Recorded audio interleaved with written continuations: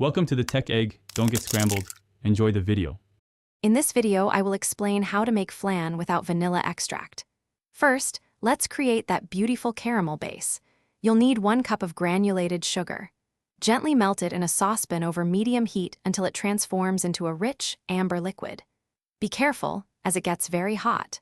Once melted, immediately pour the caramel into your chosen ramekins or a 9-inch baking dish, swirling to coat the bottom evenly. This forms the delicious foundation for our flan. Now, let's prepare the creamy custard without any vanilla. In a bowl, whisk together 4 large eggs and 2 egg yolks until they are just combined. We don't want too much air. In a separate saucepan, gently heat 2 cups of whole milk with 1/2 cup of granulated sugar and a strip of fresh lemon peel.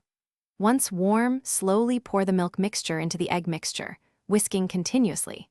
This tempering step prevents the eggs from scrambling and ensures a smooth custard. With our custard ready, it's time for baking. First, strain the custard mixture through a fine mesh sieve directly into your caramel-lined baking dish.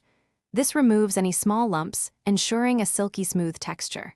Next, place your flan dish into a larger baking pan. Carefully fill the outer pan with hot water, creating a water bath or bain-marie, which helps the flan cook gently and evenly. Bake this at 325 degrees Fahrenheit for about 50 to 60 minutes. Knowing when your flan is perfectly baked is key.